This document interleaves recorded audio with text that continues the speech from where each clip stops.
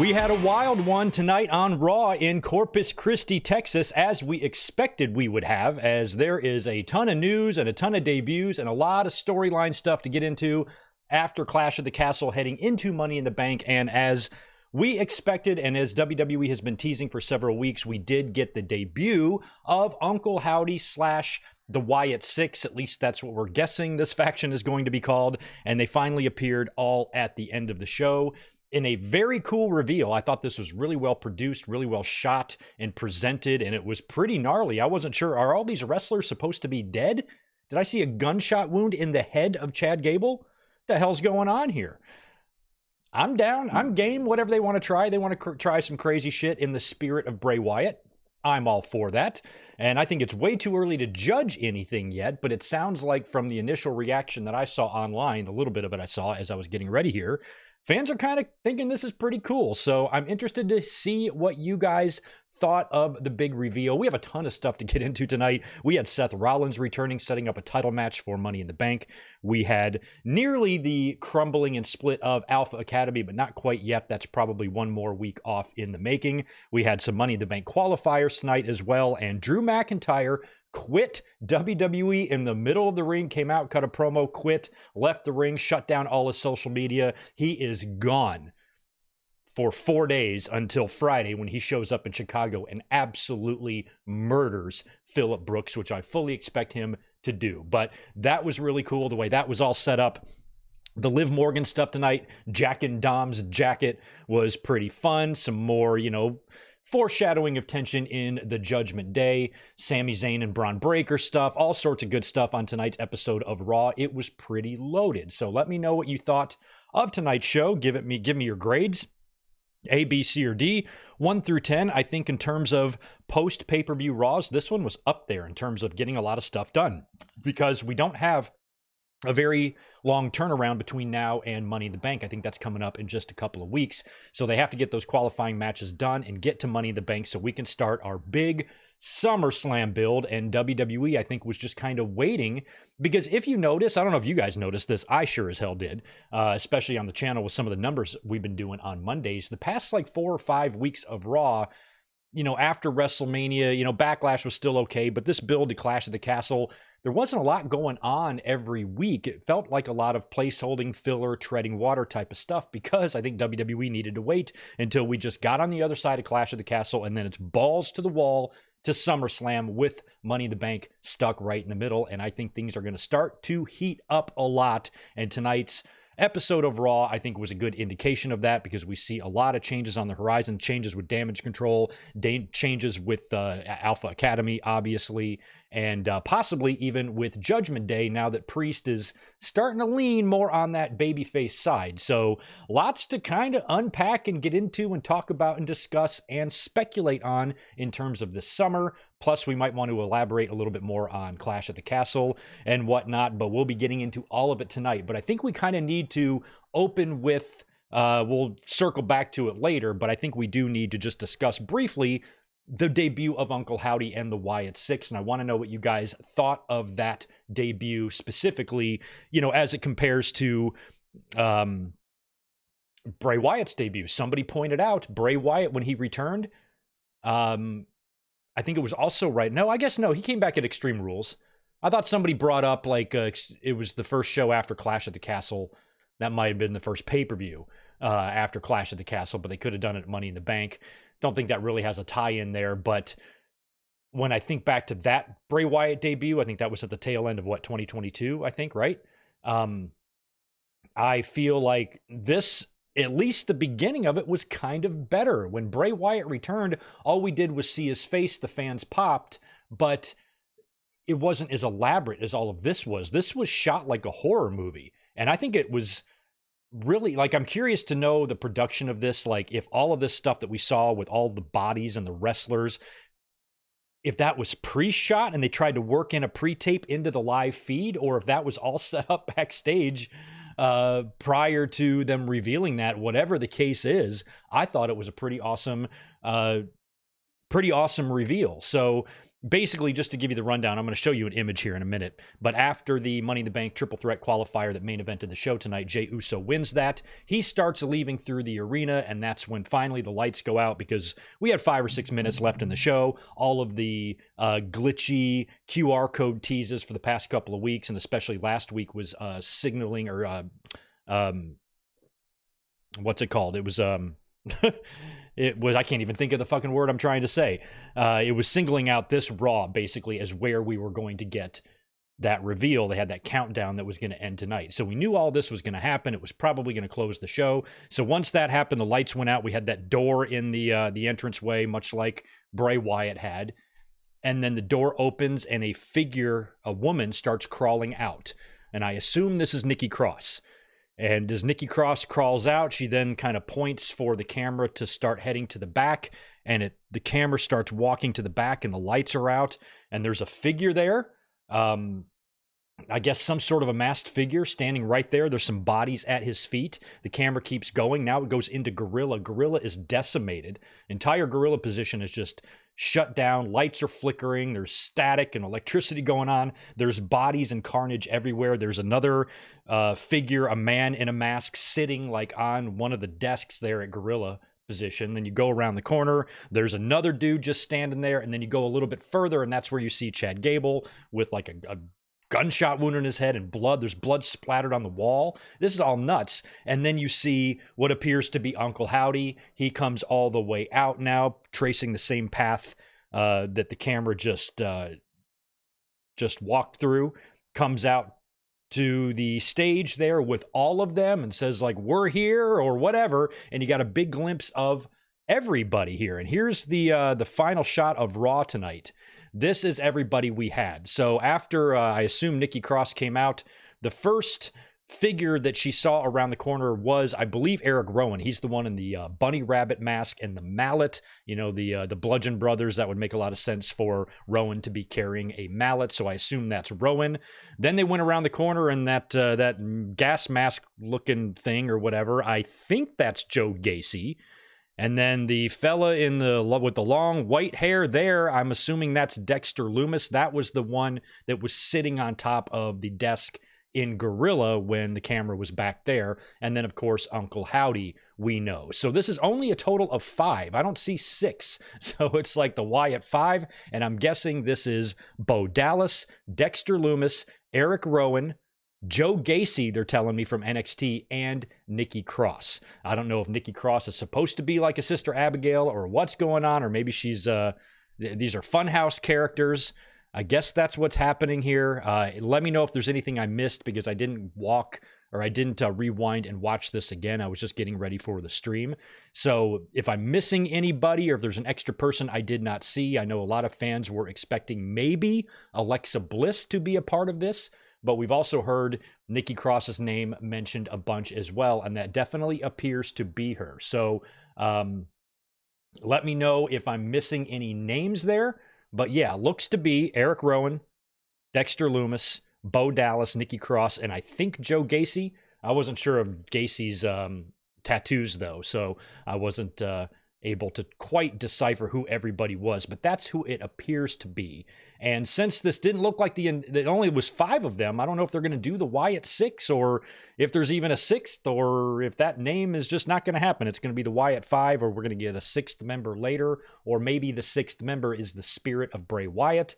That's possible. We don't know. But overall, I thought it was a really cool reveal. Don't know what this is going to mean and how this is going to translate into the ring and how they're going to make wrestling storylines out of this, now that it does look like it's trending more in the horror category than supernatural. But I don't know if all these wrestlers, because I had a hard time seeing on the screen, so you guys can let me know, all of the bodies that we saw on the floor. It looked like a combination of wrestlers. The only wrestler I recognized was Chad Gable.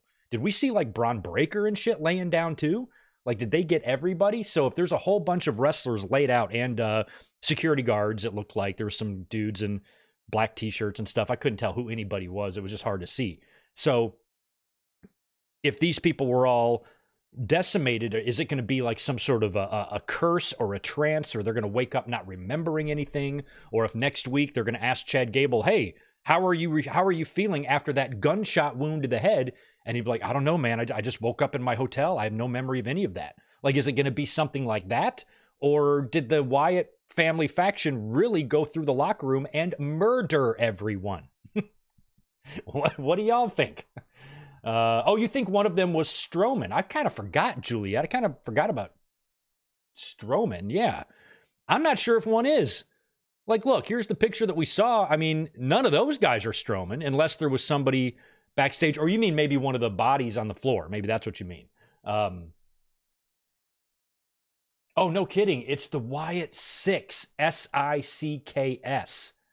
Oh, okay.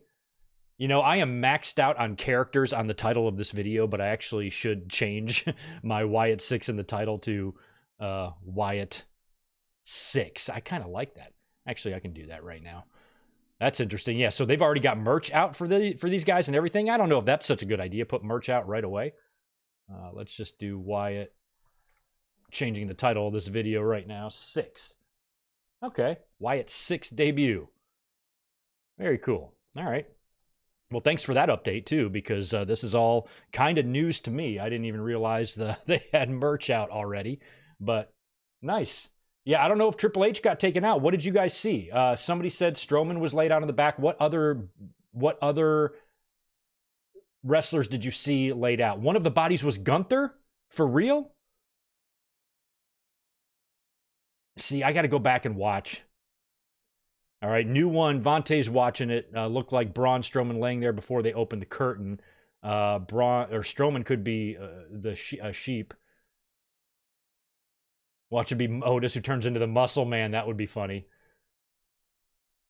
Yeah, Nikki Cross and Alexa Bliss will be back together if Alexa gets back into this. I don't know how all of this is going to go.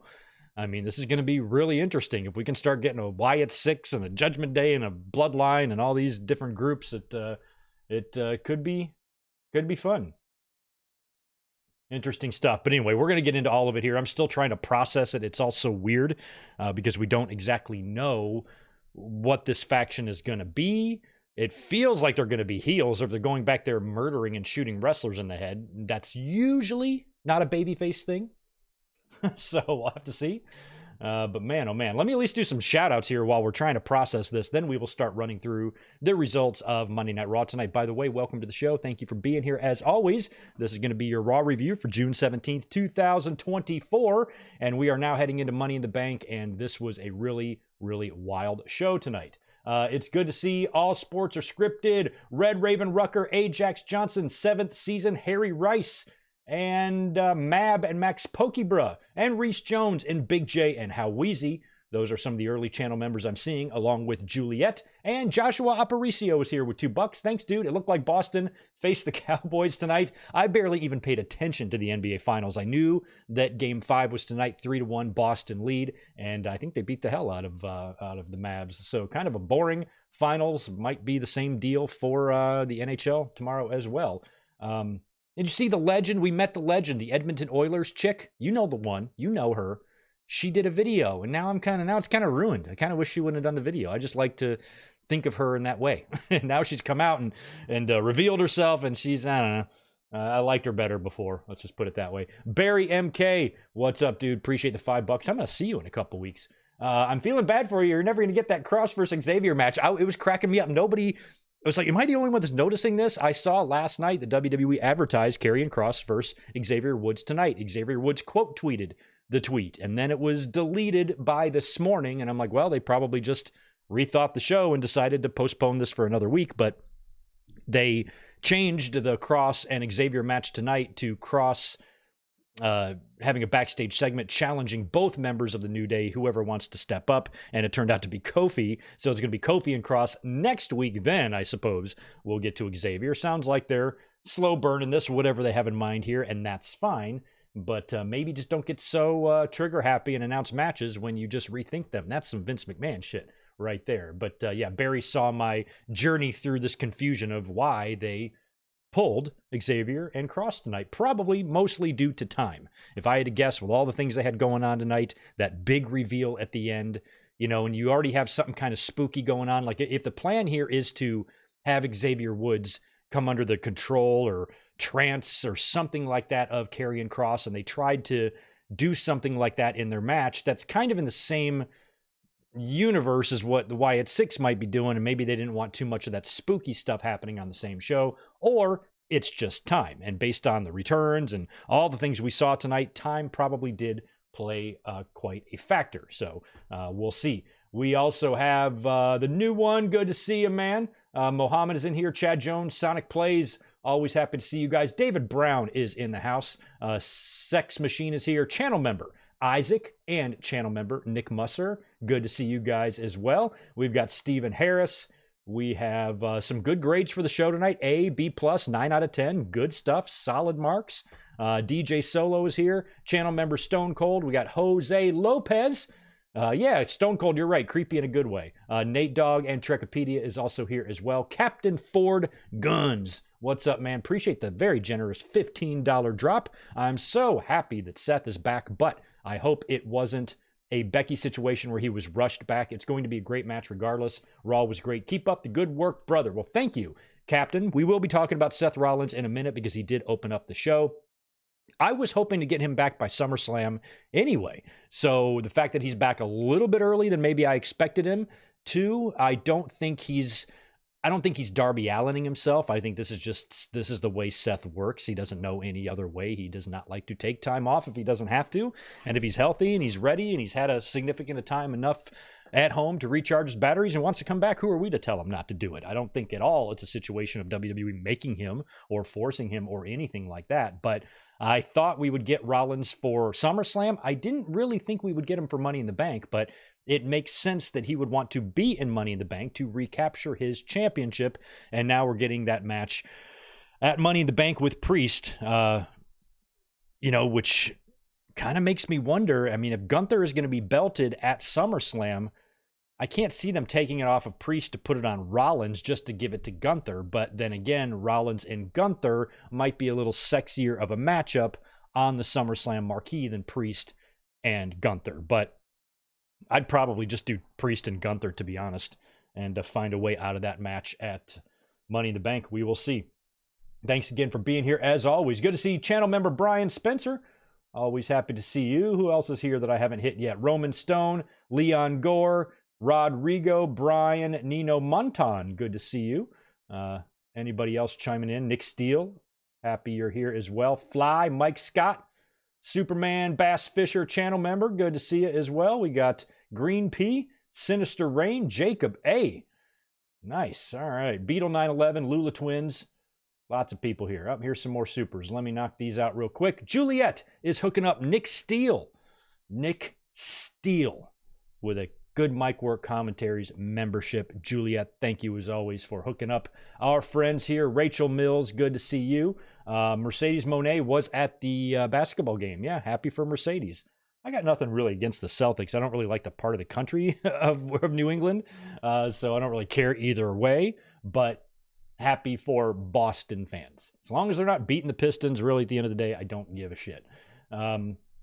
Zach Gowler's got 5 for us. Honestly, though, after Bray's passing last year and with how cool their debut was, how would you boo these guys? Well, yeah, that is true, too. I mean, if it's a tribute, this whole faction is done in the spirit of Bray Wyatt, you would think they would kind of be baby faces, but it might not be. It might be undefined. Maybe it's, they're not going to be baby faces per se because they're murdering people, but because it's in the spirit of Bray Wyatt, fans are going to let murder slide and they're going to be considered a babyface. It might be one of these interesting, we haven't really come across this yet before, so we'll see how it progresses. I would like to believe that WWE and everybody involved with this particular creative story have not debuted this faction without a plan of what they want them to do for the next several months. If they don't know what they're doing next week with these guys and they debuted them tonight, that's going to be trouble. But I don't think that's what's happening here. I'm just really cool to kind of see where it goes, and I hope it doesn't have some of the same issues that a lot of the Bray Wyatt stuff had. It was very cool when he came back in 2022, but then his promos, as great as they are, just a lot of rambling, slow storytelling here where they're not getting to anything. And then the next thing you know, you got your mellow yellow ass boy match at the Royal Rumble. And what is happening here? So hopefully None of that will happen with this. The new one's back with 5 more. Appreciate it, but why would Strowman be attacked and not a part of the Wyatt 6? Yeah, that's my question as well. I mean, maybe because he's not one of the original, you know? He's not one of the original 3. They're not including him. I don't know. And Strowman had a lot of battles with Bray Wyatt as well, and The Fiend. So the 2 of them were involved in the beginning of Roman's title run, I think, right? So maybe that's why. I'm not sure. Not really sure.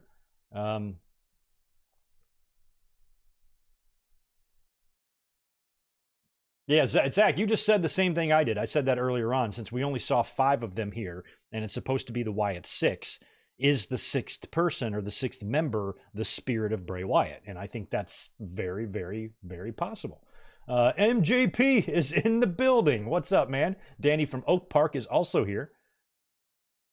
Right on. I think I got most of my shout-outs for now. We should start getting into stuff. By the way, if you don't mind, please smash Mr. Thumbs Up button. I would appreciate it. If you are watching me right now and you like what you see and hear, do me a favor and hit that subscribe button. Also, would love to have your subscription on the road to 50,000 subscribers here on the channel. Would like to get there real soon, but we've hit a snag, and we haven't had a whole lot of growth in the next month. So let's try to help me out there if you could. I would really, really appreciate it. I don't have anything really written down for wrestling news today. I was kind of busy all day, so I didn't really dive into any news reports. So I don't know what's going on. I don't think any major stories broke, but if there's anything small or something that happened you want me to touch on or mention, let me know in the chat. We will get to it later, but we are going to start tonight by talking about Monday Night Rollins, Monday Night Raw tonight, Corpus Christi, Texas. Historically, not a very hot town. There have been some very, very quiet, unenthusiastic Raws in Corpus Christi over the years, but I think they're going to do a hell of a lot better than wherever they were last week. It was Toledo, right? Toledo, Ohio. Oh my God. Toledo is the new Corpus Christi. There was no way they were going to do this bad as Toledo did last week tonight, especially with everything going on. And I got to say, I had no idea that Seth Rollins was returning tonight. I don't even know if it was leaked during the day. Nobody was telling me about it on social media. So when Rollins' music opened the show, I'm like, there he is. He looked like the dude in NXT, the Italian mafia dude or whatever with the hat. That's kind of who he reminded me of. But he came out there in his Colombian drug lord outfit, all white, little hat. He looked great. Seth seemed happy to be back. He came in the ring. He soaked up the adulation a little bit. Thanked the fans for all of that. And gets right down to business. He says he wants his belt back. That's the belt that he, crowned and, and gave its initial legacy to, and he would like to get it back, and he intends to enter the Money in the Bank. And the first thing I thought of was that would be cool. I would really like to see a Seth Rollins or a CM Punk win Money in the Bank.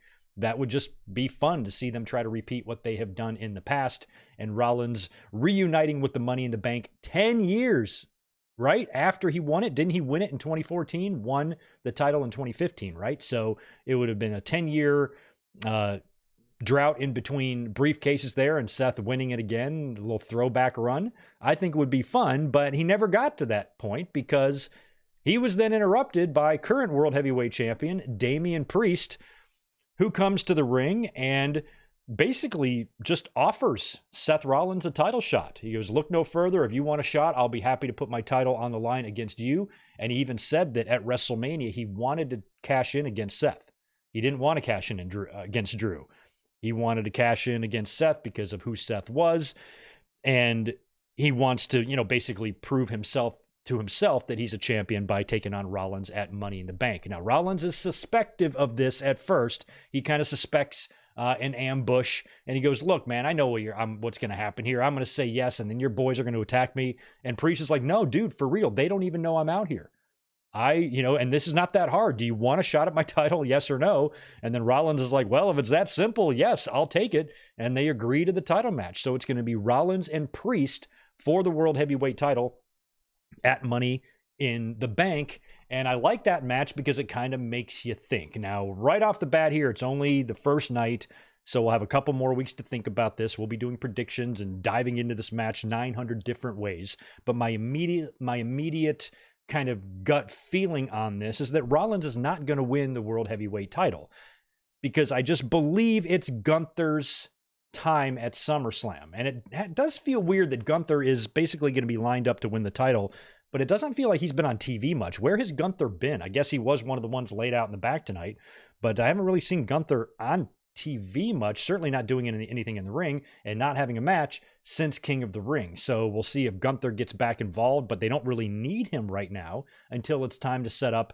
the SummerSlam match. Otherwise, he's just going to be coming out there and beating random opponents and being in random segments for no reason. So I guess it's not a big deal that he's gone, but considering this guy is going to win the World Championship at your second or arguably second biggest pay-per-view of the year, you'd think he would be kind of in our faces a lot right now, and he's not. So I think that will come later. But if Rollins were to beat Priest for the championship, and then take it into SummerSlam to face Gunther and lose it to him, I don't even know if I would like to see that. I don't need Seth Rollins to have a 1-month run. That was my whole issue with McIntyre Clash at the Castle that I was trying to say. I'm like, and now after the Clash, we've seen a lot of the fallout from that, and a lot of fans are very upset that he didn't win. And I'm like, I get that.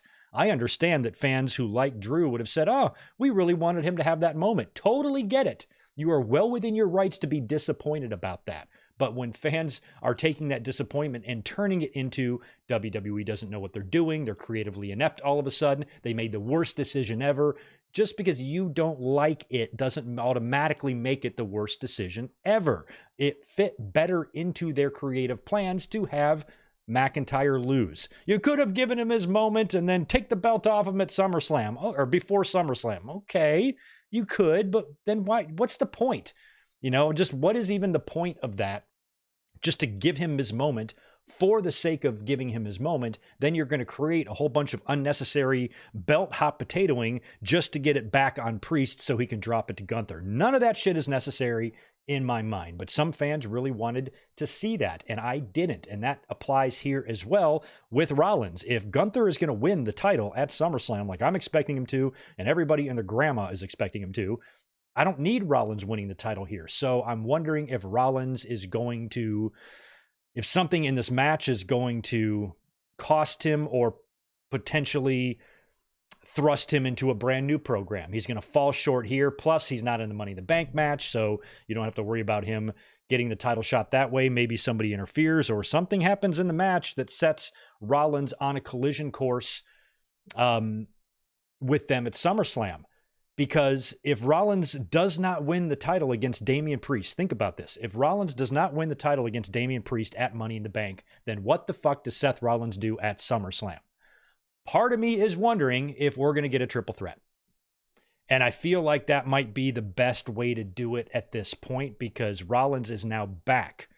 So if Rollins is back and he's got a title shot at the next pay-per-view, it's going to be like, what opponent are they going to come up with for him at SummerSlam? What's he going to do there? Is there anybody out there right now I'm not thinking about? I would love to see Seth Rollins face Roman Reigns at SummerSlam. But I don't think we're there yet. I'm not even sure if Roman's going to be a part of this. Don't know yet. And plus, if he is, he's going to be on the SmackDown side of things. So I think the fans are owed by WWE a Roman versus Rollins match sometime in the relatively near future. But I don't see how you get to that for SummerSlam at this point. So I think the Priest and Seth match might have to have something happen in it that causes them to book a triple threat. Gunther, you already have a shot at SummerSlam. That's established. But based on the outcome of Money in the Bank, Rollins is also owed another opportunity. So we are going to make this match a triple threat. Maybe that's what you have to do. I wouldn't necessarily be against that because I think adding Seth, sometimes I don't want triple threats and I don't want third components in there. I would have been fine with Becky and Ronda at WrestleMania 35. We did not need Charlotte. But sometimes adding a third can just make it a little spicier or a little sexier. And I think that having Rollins with his track record in world title matches at pay-per-views like this, putting him in there can be a really fun triple threat. Remember that, I don't remember who was in the match. I think it was Seth. Yeah, I do. It was Seth, Brock, and Cena. Remember at the Rumble that one time? Awesome match. So that might be a better way. I mean, it's going to be all about Gunther. And another thing we have to remember, Gunther winning the championship at SummerSlam like we're expecting him to, there's two possibilities here. One, that he wins the title, but if he does win the title at SummerSlam, I personally do not believe that match will be the main event. I think whatever Cody is going to do is probably going to be the main event, unless it's like Cody and Solo. If it's Cody and Solo, then they can go in the undercard, and Gunther and Priest can main event. But Gunther and Priest doesn't feel like a SummerSlam main event to me. A card that's going to consist of matches like CM Punk and Drew McIntyre, hopefully Rhea Ripley and Liv Morgan if we're lucky, and some pretty big matches on there. So I don't know, Gunther is going to have to win on the undercard, and that's totally fine. It's just, if you're going to launch a man like Gunther, then that should be the main event. So, what if something sketchy happens and Gunther doesn't win the title at SummerSlam? Priest either retains or Seth Rollins wins it or something like that. Something transpires in the match that kind of screws Gunther. And it would be a good way to protect him. What I'm getting to here is prolonging Gunther's win to Bash at Berlin. And the one way to do that is to make the match a triple threat where you can protect him. Because if it's Priest, like if WWE wants to wait and crown Gunther at Bash at Berlin, well, they're like, shit, what do we do with Gunther and Priest at SummerSlam? You can't have Priest beat Gunther and kill all that momentum and give him another loss. You got to protect him if he's not going to come away with the title. Chuck Seth Rollins in there, make it a triple threat. Something happens there. Gunther's not even involved in the finish. And then he gets another shot. Bash at Berlin, wins there. That could be possible now that Rollins has been inserted into this whole thing. So we'll see how it all plays out. But I have a feeling that Rollins being a part of the World Heavyweight title program now might be WWE's way of booking a triple threat at SummerSlam in order to prolong Gunther's win, because WWE might want Gunther winning his first world title might be better in the main event at Bash at Berlin than in the middle of the card on SummerSlam. Granted, SummerSlam's a bigger card, but that main event stage at Bash at Berlin might be the bigger stage. See what I mean? So, and if it was Priest going into that, he'd have to face, Drew in his home country, and then same with Gunther, or near his country. I'm not sure where Gunther's exactly from, but his neck of the woods, so to speak. And I think that might be possible now. Now that we kind of think about this out loud, that seems like it could be a likely direction. What do y'all think about that? Yeah, the bloodline is kind of turning into the NWO. Oh, yeah, that's right. Logan Paul and LA Knight will be at SummerSlam. I did get a kick out of LA Knight being at Logan Paul's house, chilling in his pool. So Logan Paul will probably, definitely drop the title. He's held that for a while now. He'll drop the title to LA Knight at SummerSlam, and we will finally get that match as well. But I think Rollins, when you just think about Rollins and what he's going to do at SummerSlam, I don't know who there is to feud with or who there is that he could set up a feud with that quick after Money in the Bank, unless he just stays in the World Heavyweight title picture with Priest and Gunther, which is what might wind up happening. Another big anticipated segment tonight that we saw on Raw, or we're hoping to see on Raw, was what went down with the Alpha Academy. So, of course, Sami Zayn, as we know, retained his Intercontinental title at Clash at the Castle. And we've been expecting for a while, WWE's taken their sweet-ass time for Alpha Academy to officially implode. Gable is either going to kick them out or they're going to turn on him. And we know this is probably going to culminate in some big moment in the ring where Otis is going to get this great heroic moment or something like that. And they're finally going to tell Chad Gable to fuck off once and for all. Now, they kind of set that in motion on Saturday in Scotland. And so I kind of was of the assumption that tonight would be the payoff. Tonight would be the official split, because we know what's probably going to result here is Alpha Academy splitting and then Gable hopefully forming that new faction with the Creeds, the Gable stable, all wearing Kurt Angle, the Team Angle jumpsuits, and they're all probably going to win championships as well, which is why I think R-Truth and The Miz are still holding on to those pizza belts, because they're going to be passing them to the Creeds. So they still are taking their time. Triple H just loves to tease us. He's building us up. He's building us up before we blow the world's fucking biggest nut here. And tonight was kind of no different. They recapped everything that happened at Clash of the Castle. Gable approaches Pierce backstage, wants another Intercontinental title shot, and Pierce is like, sorry, Jack, you're at the back of the line. You got to prove yourself again. And then Gable's like, okay, I'll prove myself. Send me out there against anybody. And Pierce is like, anybody? Okay, go on out there. And he sends out Braun Strowman to face Chad Gable. So Strowman and Gable are up next. And Strowman winds up winning. All of Alpha Academy is out there, of course, and Gable is acting like a dick. Strowman puts him down with the big power slam move. Gable, of course, is mad, and it's everybody else's fault except for his that he lost, calls his whole crew in the ring, and is screaming at a very, very nicely oiled Maxine, who he instructs to leave the ring. She gets out of there. Then he turns his attention to Tozawa and slaps the shit out of him. But before he does that, or before Maxine leaves, I should say, when he's giving shit to Tozawa, she steps in front to kind of protect Tozawa. And that's when he tells her to get the hell out. And so you know this is all building to Otis then stepping in front. But one thing you got to remember about this segment, in what was happening in my mind, is that this has been building for so long, and we've already heard some very, very loud crowd reactions when Otis has stood up to Chad Gable. This needs to be, when this happens, this is a top of the hour segment. And we were at the bottom of the hour. We were in segment number 2 of the night. This was the second thing we saw after Priest and Seth Rollins had their deal, was all of this going on. I'm like, nope. If this was going to be the final implosion, the final split, it wouldn't be here.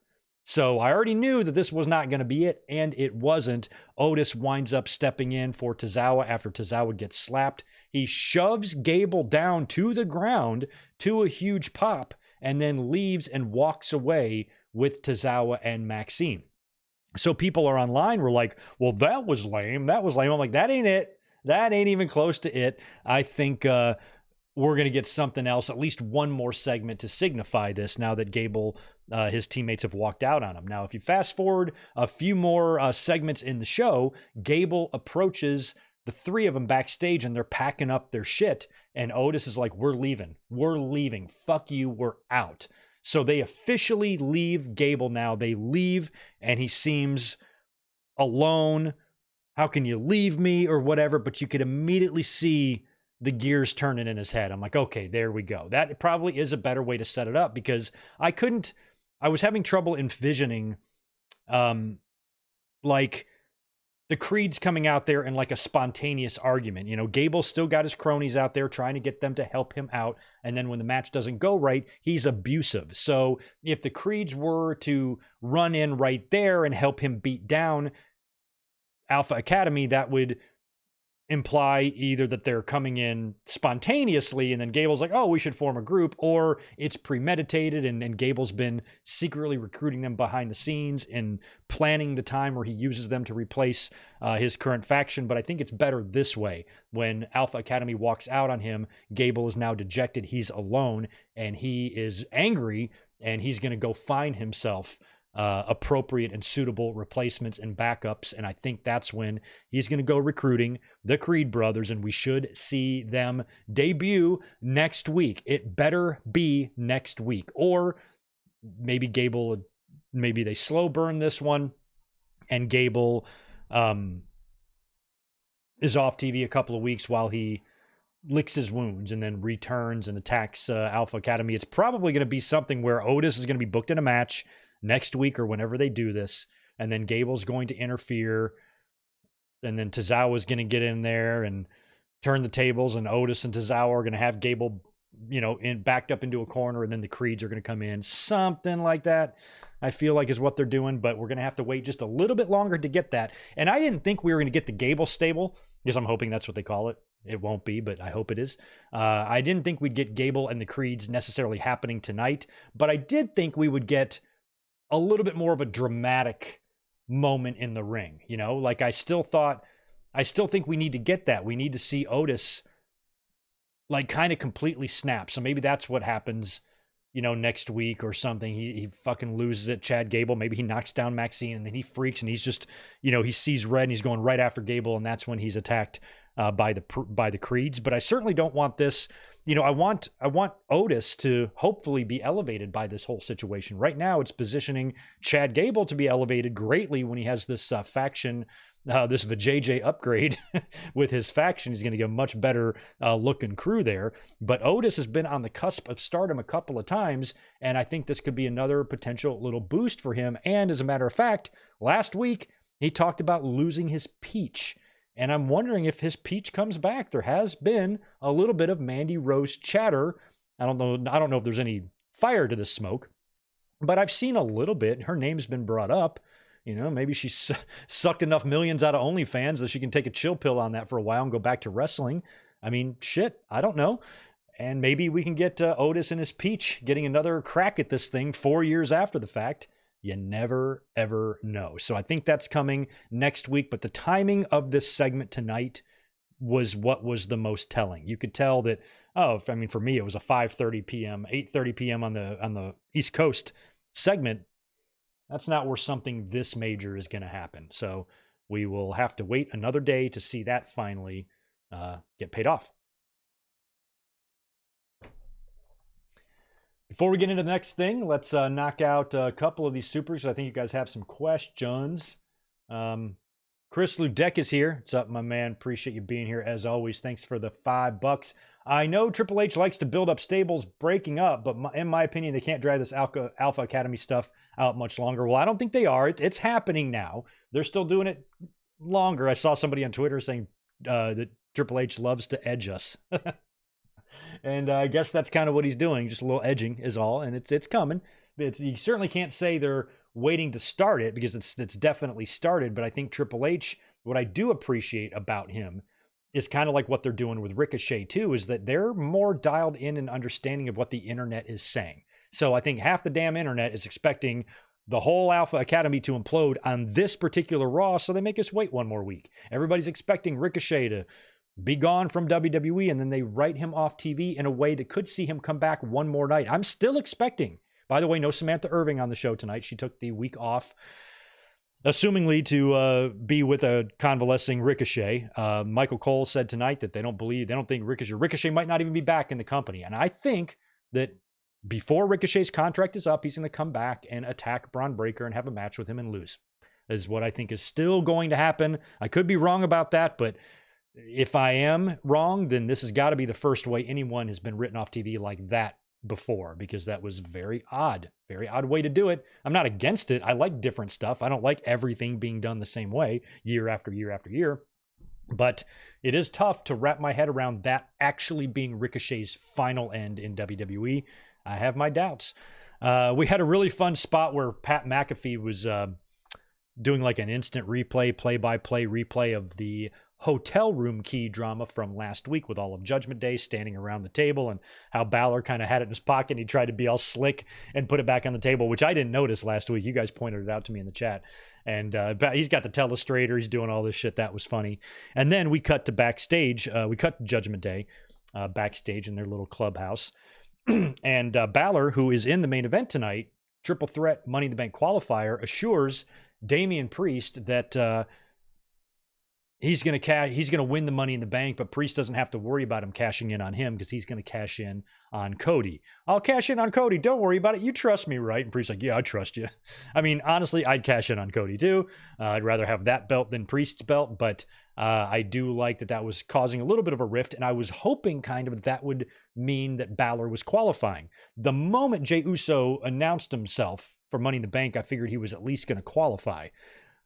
But a lot of fans were pointing out that the Wyatt family might target him for stealing the Fireflies, so I thought maybe they could cost him the match and Balor would get the win instead. But he didn't. It went the other way later on. But I do like that Balor and Priest are still kind of talking about this a little bit. And, you know, if they were to do something nuts like move the belt from Priest to Rollins to give us the better one-on-one match for Gunther, to give Gunther maybe a more decorated champion to beat. Maybe that's an argument. You know, I'm not a fan of just like 1 month title runs these days, you know, just to do it type of thing. But if that's their thinking on this, oh, Gunther and Rollins would be better, then maybe I can understand. And if that is the plan, maybe it's Finn Balor costing Priest the match, and it's Priest and Balor one-on-one at SummerSlam, just in a grudge match or control of Judgment Day or something. That could be possible too. I have a feeling, like I said earlier, that Rollins' involvement here is going to mean that something's going to happen in that main event. Priest will probably retain, but it'll be shady, and we'll book a triple threat at SummerSlam that could be a way to get Gunther out of that match without winning, so they can postpone his victory for Bash at Berlin. That's kind of my working theory right now. I think it's going to be one of those two things. So Judgment Day, they do all that backstage, and Dominic is also there.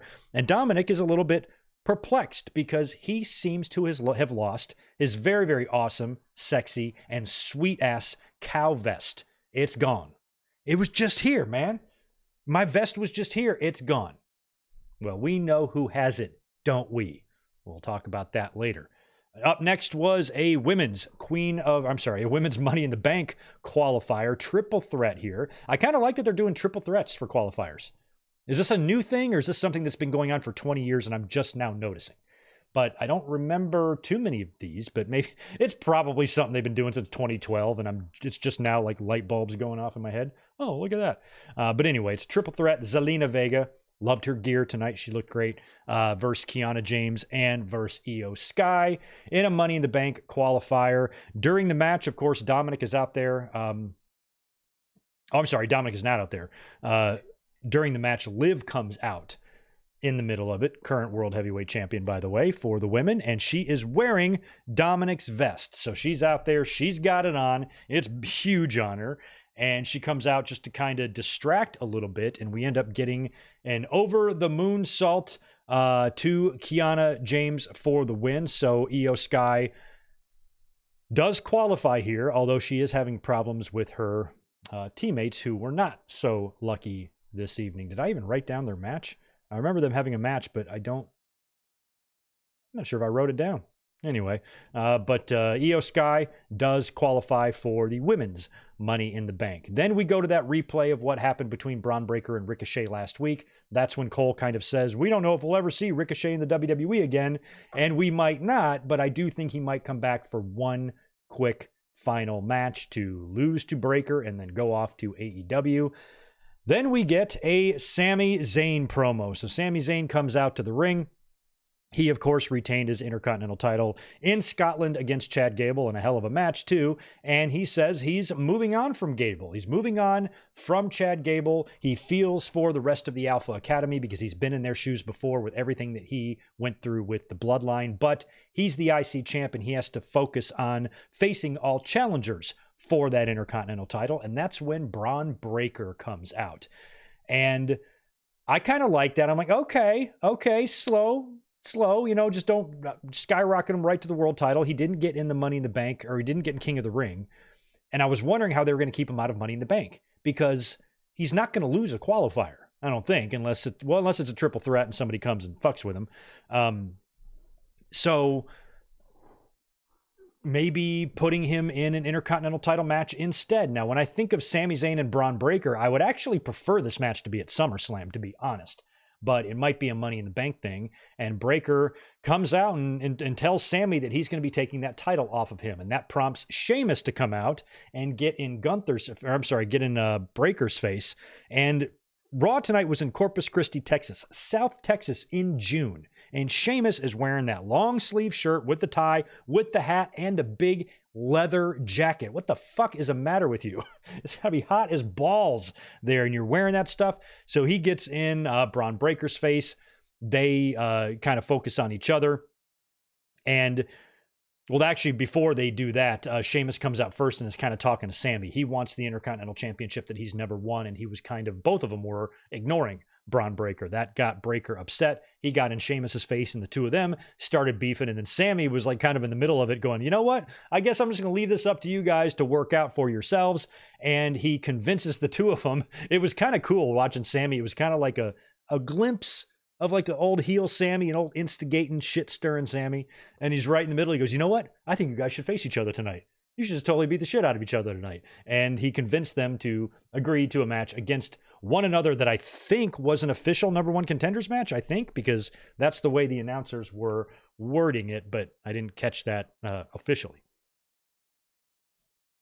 After that, we had Carlito taking on Dragon Lee, and during this match, Liv Morgan comes out again because since Carlito is out there, we also have Dominic, I think, at ringside backing him up. So Liv comes out again. She's wearing Dominic's vest, and he's like, where did you get that? And she kind of starts getting in his face, and that's when she's attacked from behind by Zelina Vega, who kind of holds her responsible for her losing earlier on in the night. Rey Mysterio is also out there getting involved, and the match ends with Carlito hitting a backstabber on Dragon Lee for the win, with a whole lot of chaos going on outside the ring. Now, this is kind of disappointing for Dragon Lee, man. When they first started featuring him on television, it felt like WWE had a raging, rock hard, mega huge boner for this guy. And I'm like, oh, I see what they're doing. He's going to be Rey Mysterio's successor. Somebody's got to do it.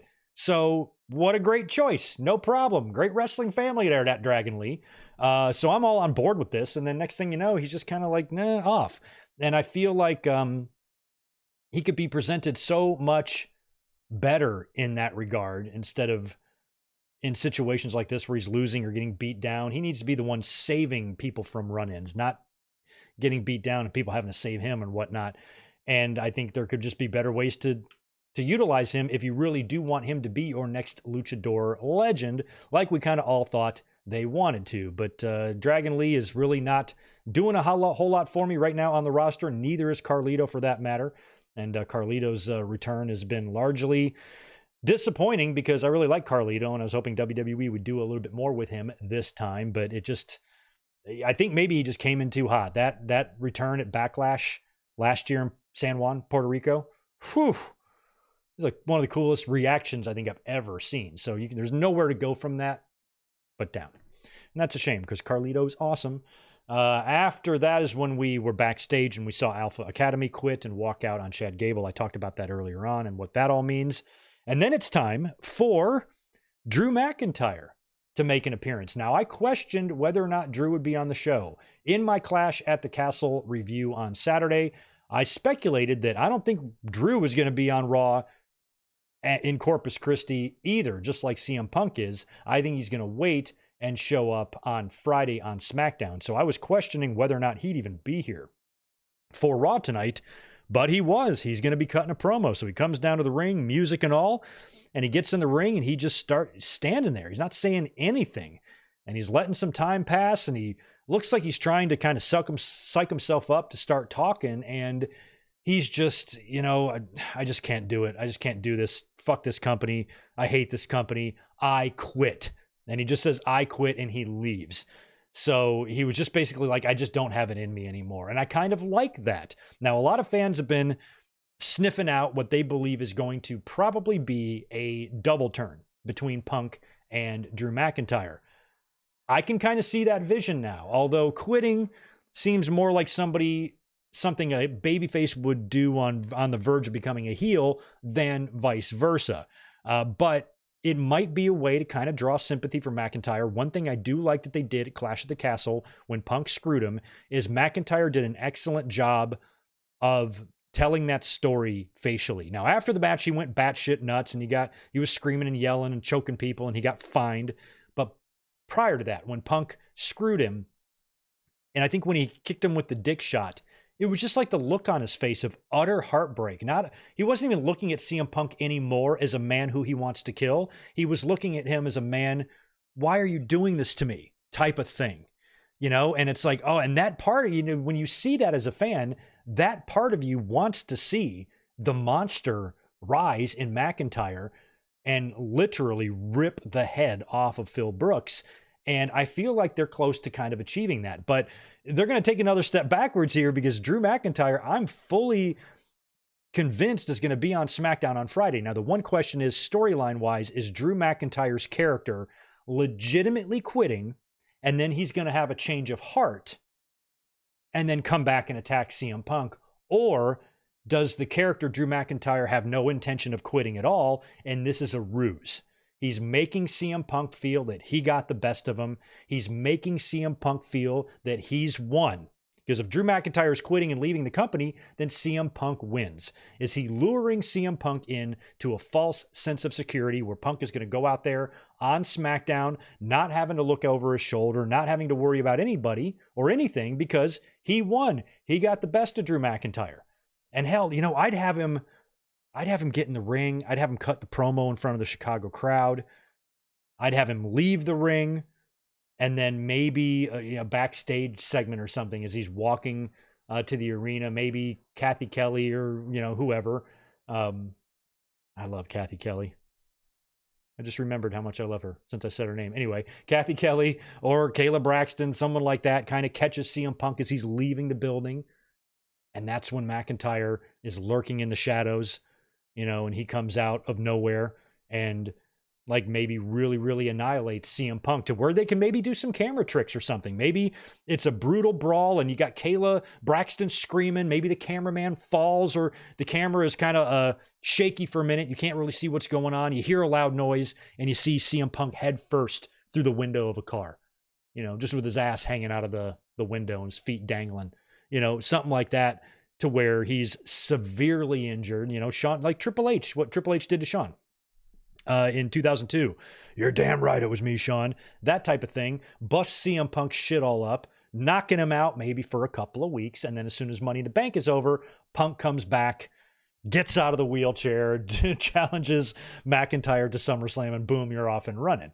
So that would be an excellent way to get that match set. And then once you're in the match, that's when you execute the double turn. I just don't know if Drew McIntyre committing attempted murder on CM Punk is going to be enough to get the fans behind him as a babyface at SummerSlam. I think maybe if done right.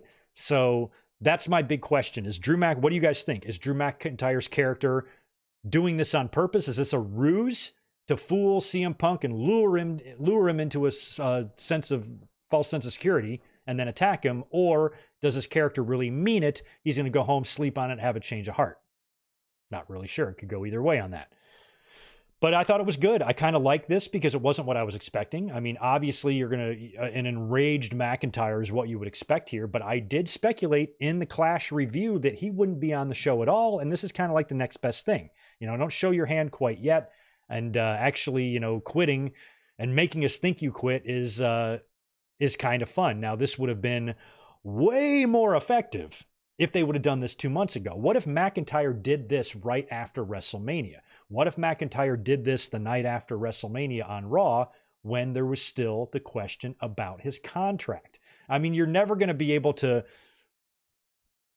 because it is plausible. It is plausible that you could get a talent one day. I don't think that neither company is in either danger of this happening now, but maybe in the past in WWE, this has come close to happening where you have a talent that's so frustrated. There's plenty of news people, like news channel people that like quit live on air and shit. Like, what if you get somebody really upset? Gail Kim left the Battle Royal, but what if you take it a few steps further and you actually get a top star who's scheduled to cut a promo that night? And then instead is just like, you know what? And instead of like a pipe bomb like CM Punk did, where the mic stays on, you don't have time to cut the mic if all you do is say, I quit. I quit. Fuck you. I quit. And get out of there and leave. But instantly you knew it was not a shoot. I mean, nobody really is going to believe that's a shoot anyway. But if you wanted to get maybe some fans to believe it might be a shoot, don't have Pierce come out there. Come on, there's better ways we can work out this. If you want the fans to think it's a shoot, as soon as he says I quit, boom, right to commercial. Boom. No, nothing from the announcers. Just the minute he says it and he starts walking out of the ring, just boom. It's fucking rib night at Applebee's. And do it that way instead of the camera following Drew through the entranceway as Pierce approaches him. Come on, there's other ways we can do this.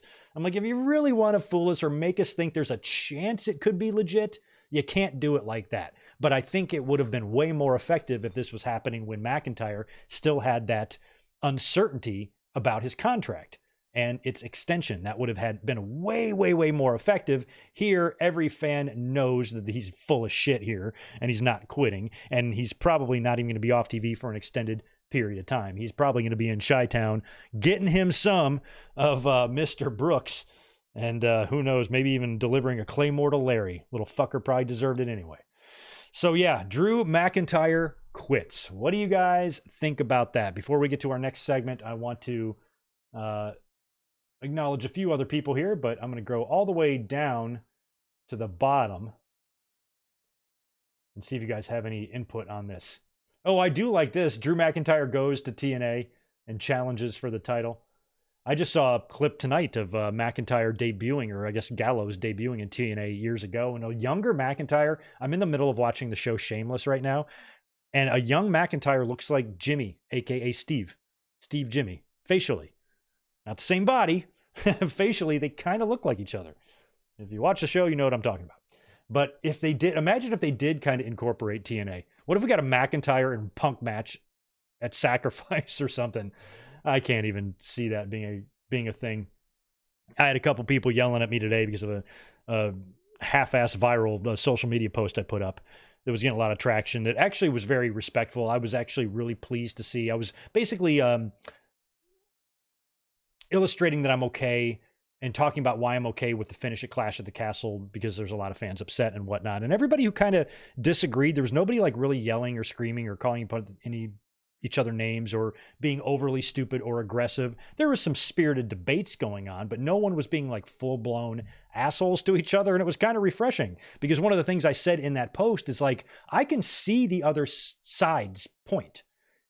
My point is you'd be doing that and just be fucking up all your creativity just to give this guy the moment. But for the fans who were sad that he didn't get that, bro, I totally get it. And I think I saw a lot on the other side too. Like, oh, we understand it. The plans for Gunther and all this stuff are happening.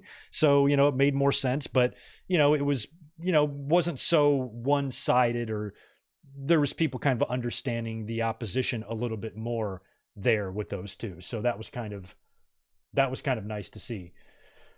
But Drew and Punk always had to be the SummerSlam match. Drew and Punk, that's what some people were getting mad at me. Who says it has to be SummerSlam? I'm like, because it does. It's not going to be Drew and Punk isn't going to be at Bash at Berlin. Drew and Punk isn't going to be at whatever the fuck the September pay-per-view is called. Drew versus Punk, and all of this build and 2 championships being screwed out of, and all of this stuff they've been doing on TV, there is one stage and one stage only for that match, and that's SummerSlam. You'd have to be a blind idiot to not think that's the plan. You could do that match anywhere. No, you can't. It has to be SummerSlam.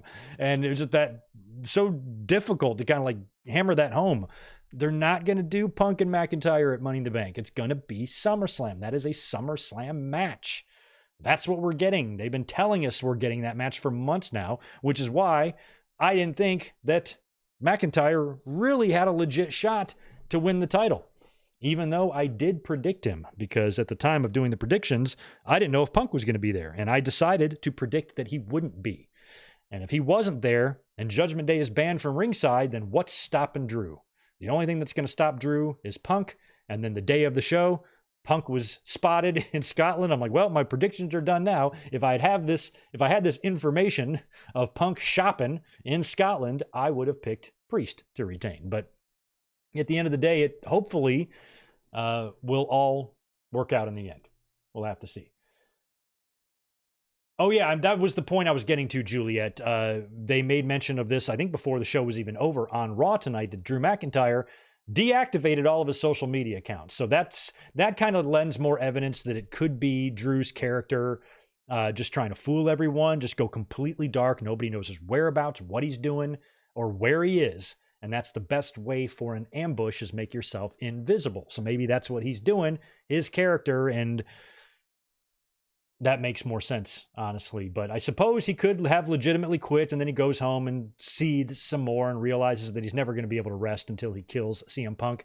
And that's why I think it is more of a ruse, because Drew's character wouldn't be able just to quit and forget about it. If this happened to you, you'd be able to just quit and walk away and not want to live the rest of your life with this man living in your head rent-free, and all you can think about is killing him with your bare hands. You're going to spend a lifetime doing that? No. I think Drew knows exactly what he's doing. I think this is all just a ploy, and Punk is going to be strutting into Chicago thinking he's all safe, and McIntyre is going to be there waiting for him, and he's going to carry CM Punk's head home with him. I have a feeling on Friday, and that could be really, really excellent television. So it is weird that we're going to get this Monday Night Raw program spilling onto SmackDown, but I think the point here is because it's in Chicago, and Punk humiliated Drew in Drew's home country, in hometown. So Drew is going to murder Punk in his. A lot of murder in Chicago. It should fit right in with that audience. They probably won't even sweat it that hard. Next matchup on Raw was Caden and the other one defeating Damage Control. Really, really short match. It was over before I even noticed it started. Didn't even write down the finish or who pinned who, primarily because checks notes, oh yeah, I don't care. Do not care who got the pin. Don't like Caden and the other one at all. And Damage Control looks like they're having some issues backstage after the match. Io Sky said the same thing she kind of said last week, where Damage Control needs changes. And this week she said, like, if we don't change, then I will change it. So, you know, with this new Rossi Ogawa promotion coming up, and I don't, is Io Sky, is she even booked? Is Io Sky booked for a Japan show? AJ Styles has got a crazy one coming up too. So maybe they're bringing somebody in, but this is the second week in a row now Io Sky has alluded to changing up Damage Control. And I don't really want to see Kairi Sane leave, but maybe Dakota Kai should. Because Dakota Kai and Kairi Sane don't really feel like a tag team to me. I'd love to see Kairi go back into singles, but if she's not with Damage Control, then she's just on her own. So I don't know about that either. I'd hate to see her lost in the shuffle. She's too awesome. So hopefully she'll remain maybe a part of Damage Control. Asuka can't be in it right now because she's still injured. So I don't know what they're doing here or what they're alluding to, but it sounds like maybe, because I do think Dakota took the pin tonight, that maybe they're replacing Dakota with just one. So maybe it's just a small change, and they're going to take out Dakota Kai. After that, we had that Sheamus and Braun Breaker match. This was all kinds of crazy. Sami Zayn sat ringside to watch this one go down, and it was pretty good. First time ever match, I think, between these two guys. A guy that is very, very tanned and a guy that is very, very white.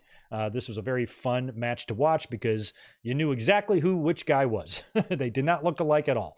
And but it was two beefy guys, big meaty men slapping meat, and they were slapping meat pretty hard. And it was competitive, very competitive. And I was worried how they were going to book the finish here, because I didn't want to see Sheamus really lose, but I kind of understand that he has to in this situation. But we didn't have to worry about that, because when Sheamus has Braun Breaker down, he's going for his brogue kick. Ludwig Kaiser shows up, grabs Sheamus's leg. Referee calls for the bell. Sheamus is going to get the win here via DQ. Sheamus then beats the crap out of Kaiser on the outside of the ring, and then he's speared by Braun Breaker.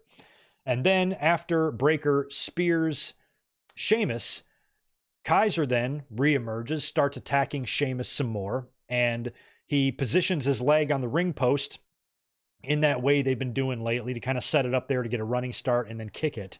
And so he positions Sheamus's leg on the steps and ring post, and he's going to get that big running start from the entranceway all the way around the ring and kick Sheamus's leg. But Braun Breaker is also there. So this is such a great camera shot. They did like an overhead camera shot of this. Just excellent production work. My God, I'm so glad Kevin Dunn is gone. And Kaiser starts running on one side of the ring to smash Sheamus. Breaker runs on the other side, meets him over by the announce table, and spears him right out of his boots in a really, really cool spot there. He then gets in Sami Zayn's face, who's been out there for this whole thing. Sami's not backing down. He shoves Sami. Officials out there, whole pull apart. So it looks like Braun Breaker will eventually get that shot against Sami Zayn. Maybe they do something at Money in the Bank where it's a triple threat. Sami Zayn, Sheamus, and Braun Breaker for the IC title. Sami Zayn retains and then faces Braun Breaker one-on-one at SummerSlam. That's probably the way I'd do it if it was up to me. But we'll see. Does look like, though, if Braun Breaker is going to target the Intercontinental Championship, I don't really see a scenario where he doesn't win it. What's he going to do? Target Sami and then Sami's going to beat him clean? You know, we just heard about how much WWE loves Braun Breaker, so I feel like he's going to start to be utilized and pushed and winning matches at about the same frequency rate that Gunther did when he started getting his run. And I think they might give Braun Breaker the same type of run they gave Gunther. Wouldn't be surprised at all. This was great. We then cut backstage. Dominic is still looking for his vest. Where the fuck is my vest? And there's Liv Morgan just chilling there in the hallway. Hey, Dom, how you doing? And she's got it. And Dominic's like, can I please have my vest back? And she tells him, well, if you want it, just take it off me. Take it off me. I mean, she's clothed underneath. She's not naked under there or nothing. But she still tells him to take it off. She goes, here, I'll give you a head start. And she kind of zippers it down. And just when Dominic grabs the zipper to start taking it off, Damian Priest naturally walks around the corner, sees this, what the fuck, and runs off Dominic and tells Liv Morgan to leave him alone. He wants nothing to do with you. Liv did take off the vest, which pleased many of us, and gave it to Dominic. So Dominic does have his vest back. And Priest kind of got up in Liv's face and told her to chill the fuck out. But we know she's not gonna. Now with Liv Morgan, I'm really hoping, I mean, it's only June 17th. I don't know what the exact date of SummerSlam is, but I feel like we got 2 months, right? So I'm hoping that's enough time for Rhea Ripley, because otherwise Morgan's going to have to defend the women's title against someone. She kind of has that thing with Zelina Vega right now, so I think they'll probably book, my guess anyway, is they're going to book Liv Morgan maybe versus Zelina Vega at Money in the Bank, right? So then Liv Morgan will beat Zelina Vega because the idea of Zelina being women's world champion. No. So she'll beat Zelina Vega and then she'll go into SummerSlam and hopefully then we'll get a healthy Rhea Ripley coming back.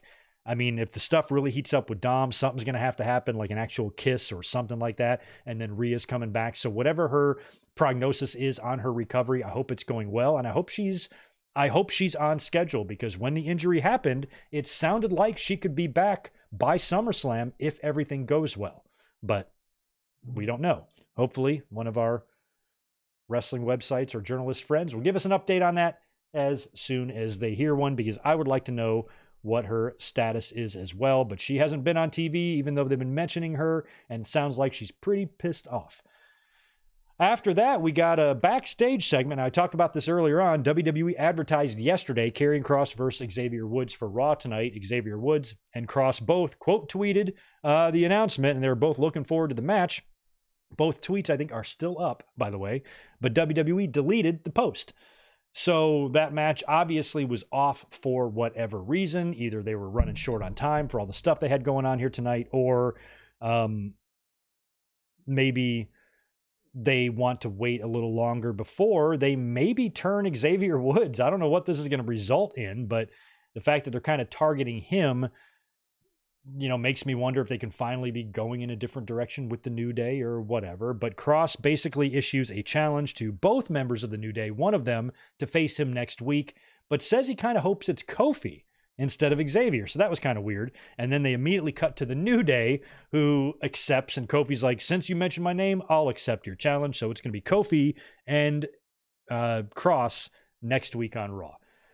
And then it was time for the main event. Jey Uso, Finn Balor, and Rey Mysterio in a triple threat Money in the Bank qualifier here. This match was, it was pretty good, but we were all just waiting for the end because we knew tonight would most likely be the debut of the Wyatt Six or the Uncle Howdy or whatever we were going to see tonight. The countdown, the QR codes, the hints, the glitches, all of that was, singling out tonight as the night it was all going to go down. So during the match, we had Judgment Day out there, of course. Braun Strowman came out to run all of them off.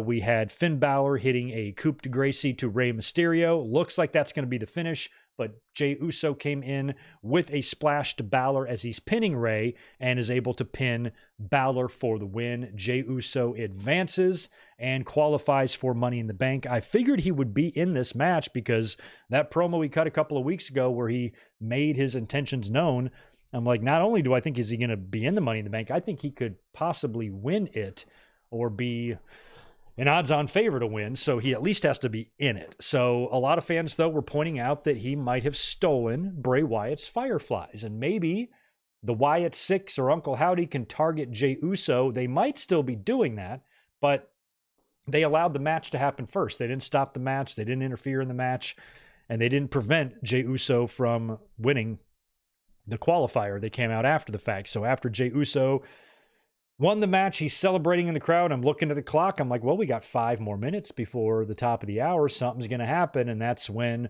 the lights went down. And I described all of this at the beginning of the show, but just in case you missed it earlier, here is the image that Monday Night Raw closed with tonight.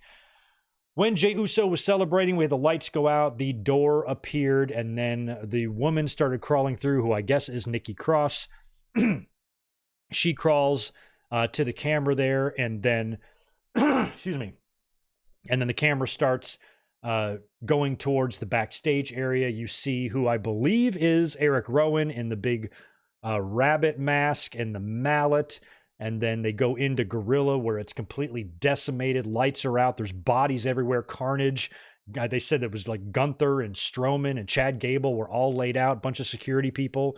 Everybody's injured or heads blown off or something, and we saw blood splattered on the wall. Chad Gable had a gunshot wound in his head, or at least it looked like a gunshot wound to his head, and everybody is just laid out. And then they reveal Dexter Lumis most likely, Joe Gacy most likely, and then finally Bo Dallas as Uncle Howdy, who then walks back through all of that carnage back out to the aisleway and does the big group picture there with all of them and says, "We're here," or whatever he says. But it was a really cool way, I think, to close Monday Night Raw. And the whole way they revealed that was really, really well done. And it did not appear that it was a pre-tape. They were putting all that shit together, getting everybody in place and doing all this spooky shit, I guess, while the triple threat match was going on.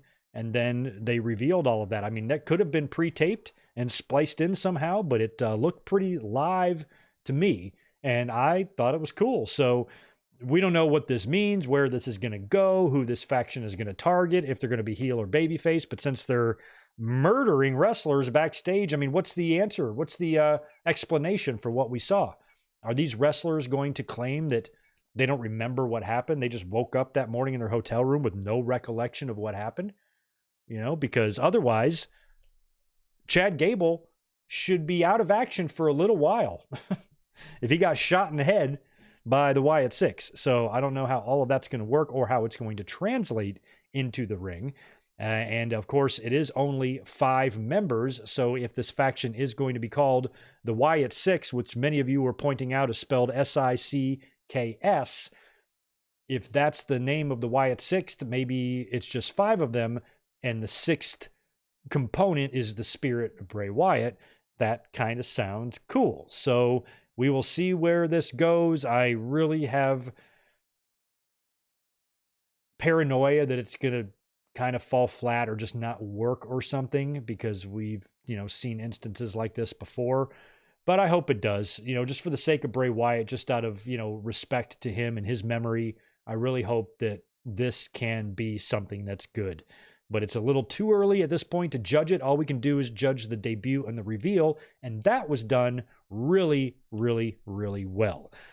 So let me know what you guys think on all that stuff. By the way, next week, more Money in the Bank qualifiers. We have a Strowman, Chad Gable, and Bronson Reed triple threat. So I guess Gable's not going to be on the shelf for very long. He'll be back next week. And we also have Shayna Baszler taking on Kairi Sane and Lyra Valkyria in a Money in the Bank qualifier as well. So I would probably assume that in that match, probably Lyra will qualify. I think Lyra will probably qualify. Something will happen with Kairi to annoy Io Sky more. And then probably with Strowman, Gable, and Reed. Jeez. I don't know who wins that one, man. I don't want to think about Strowman and Gable or Strowman and Reed on a ladder. So I feel like Gable would be the better one to win that, but I still think Gable's endgame is going to be winning the Intercontinental title. Although maybe not now. It might be fucking Braun Breaker the way they're setting all that up. So yeah, they might be moving Gable completely out of that story altogether. And maybe Gable winning Money in the Bank and then forming the Creeds could be pretty awesome. I'd be into that too. So I think I'm going to root for Chad Gable next week because it's probably more fun if smaller people are in these ladder matches. I don't know how Bronson Reed's even going to climb that damn thing, but we will see next week. All in all, pretty fun show. Alexa Bliss is in it. Okay, but did we see her? She wasn't, it only looked like there was one woman, and that woman had dark hair. Right? That doesn't look like Alexa Bliss to me, but I guess she could still appear in the future, and maybe there will be two women here. And I suppose maybe that could be Alexa Bliss. I just don't think it is. That looks like Nikki Cross to me, but I also don't know for sure. I haven't been keeping tabs of who's expected, but all I've heard about Alexa Bliss is that she was rumored to be in it, not that she's actually in it. So Roman, I don't know if that's accurate or not.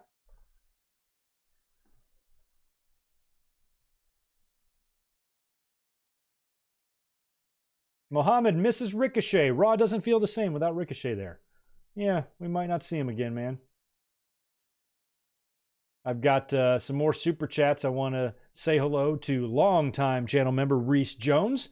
Priest and Gunther doesn't make sense for me if they're both playing heel. Seth is the better match in my opinion. I think we might see Drew Punk go to a rumored return of Bad Blood inside Hell in the Cell. Yeah, good point there. Bad Blood has been rumored to be returning to October, and the date they have selected for that is October 5th, which is the date of the first ever Hell in the Cell. Also marks the unfortunate death of Brian Pillman and the unfortunate accident of Draws, I think happened on the same day, like a couple years later.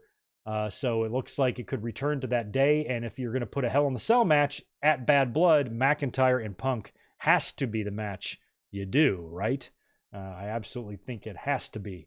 So that could be fun. I'm into that. Now, Priest and Gunther doesn't make sense if they're both playing a heel, but Priest has been more and more stand-up with each passing week. I think by the time we get to SummerSlam, Priest could be very close to being full-blown babyface by that point. If not, I'm thinking that triple threat is a very real possibility. Gunther, Priest, Rollins at SummerSlam, where you could potentially postpone Gunther's win. Seventh season, thanks for the 5, man. Great.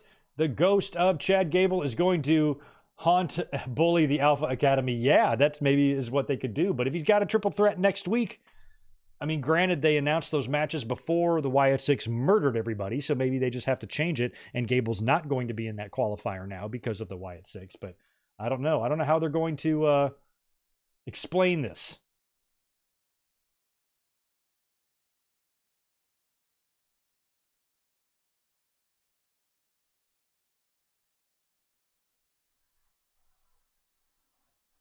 Okay, yeah. So I mean, if you're talking about Alexa Bliss, all you're saying is that she might be involved and she's not here yet.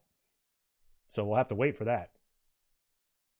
I don't even know who all the Firefly Funhouse characters are. I don't even know if I can name them. The rabbit and the what about the Huskus one, the pig? I gotta refresh my memory on all that stuff. Kind of blocked it out.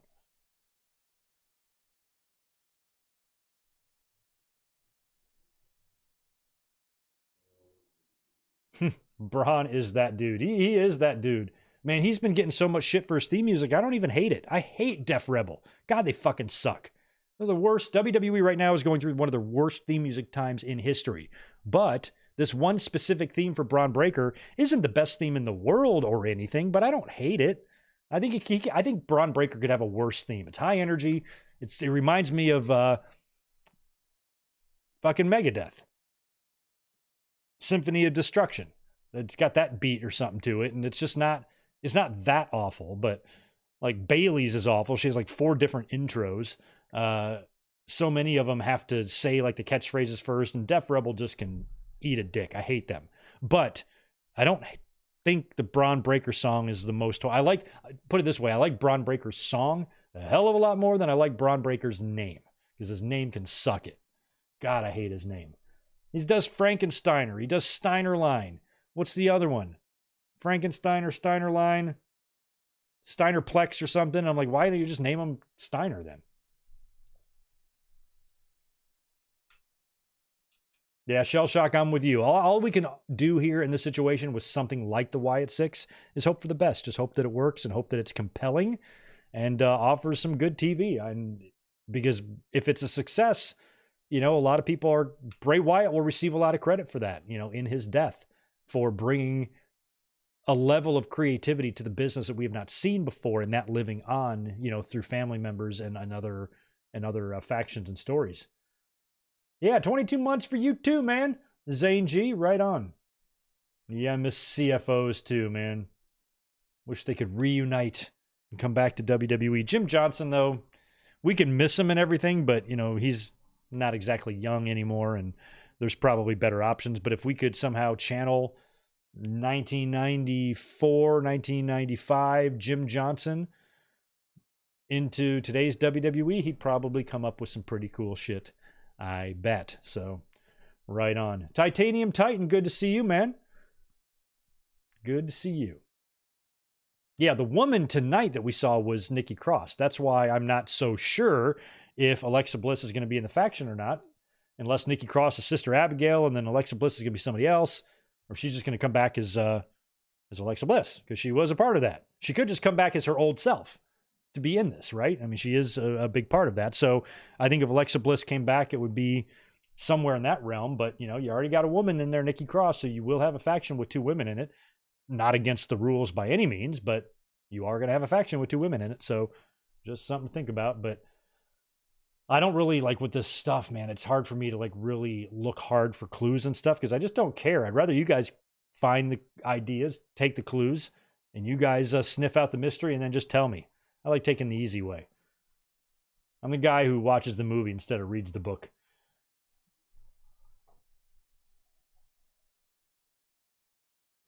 Yeah, Max, that's my thing. I mean, we talked about that earlier. If Braun and Sammy is at SummerSlam, I feel like what they'll do, if they want to put the belt on Braun Breaker, then what I would do is just do a triple threat at Money in the Bank. Sammy defends against Sheamus and Braun Breaker. Sammy survives that somehow. Sheamus eats the pin. And then it's Sammy and Braun Breaker one-on-one at SummerSlam, and that's where Braun Breaker wins. But if Breaker wins the title, where does that leave Chad Gable? I still thought this whole thing was going to lead to Gable finally capturing that Intercontinental Championship, but it might lead to him capturing the World Championship if he wins Money in the Bank. But first, he's got to qualify for that next week. He's booked in a match. But as we saw tonight at the close of Raw, he was laying on the ground with a gunshot wound to his head. So I'm no doctor. I'm not a doctor. But I would think that if you got shot in the head, it might be hard or somewhat difficult to work a wrestling match against 2 400-pounders 6 days from now. Might just be hard. But again, I'm no doctor. That's just, if there are any doctors in the chat, do you agree? Like, if you got shot in the head, you probably wouldn't be able to fight 2 dudes 3 times your size in a week. Most of the time, right? Yeah, see? I could have been a doctor. I know shit.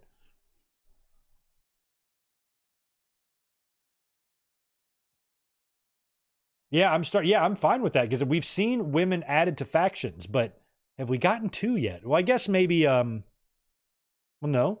I was trying to think of what's the thing that Top Dollar and Swerve did on SmackDown? What the fuck's the name of that faction? But they had B-Fab, right?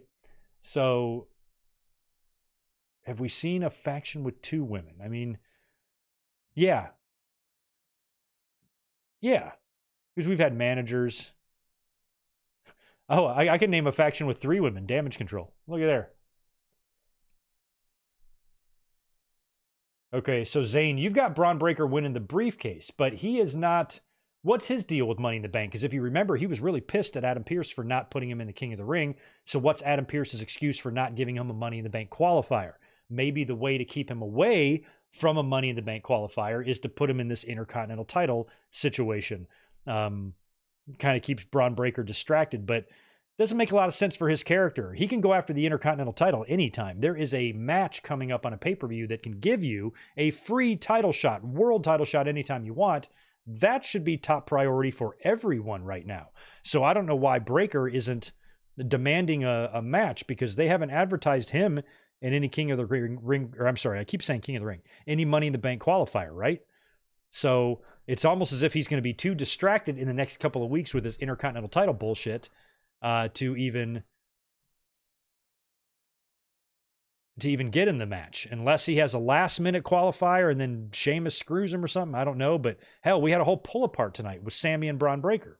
So Sammy and Braun Breaker seems like that's going to be our thing.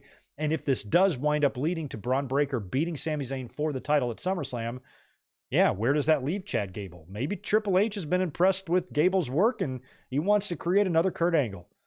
And Gable's going to win that Money in the Bank briefcase.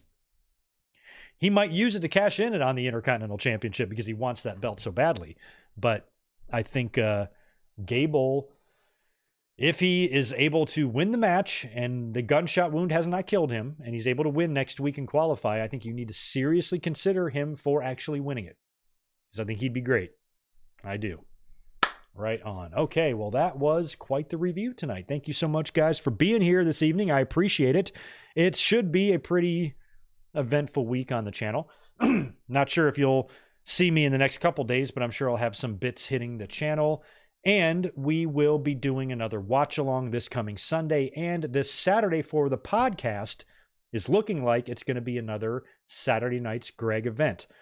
So this Saturday, instead of the normal Winged Eagle time, we will probably go live right after Collision goes off the air. So 10 Eastern, 7 p.m. Pacific. This Saturday will be when the podcast is. We'll take our time. We'll talk about everything. And hopefully we will have a lot of fun shit to discuss regarding Punk and Drew McIntyre, because that should be the day after Drew McIntyre gets arrested for attempted murder or arrested for full-blown premeditated murder. One of those two things I think is going to happen in Chicago on Friday. So we will be up here on Saturday to discuss it. Should be a week. And we will pinpoint our watch along for this Sunday as well. Probably going to do King of the Ring 2000. We did 1999 last night. We might bust out 2000, but I'm not exactly sure about that yet. I'll probably be up here this week with a mic drop or two as well, because lots going on. It's about to be SummerSlam time, and that is a busy time to be a fan. So yeah, stay tuned, stay subscribed, hit the like button on the way out the door if you don't mind, and have a great rest of your Monday night. I'll be talking to y'all real soon.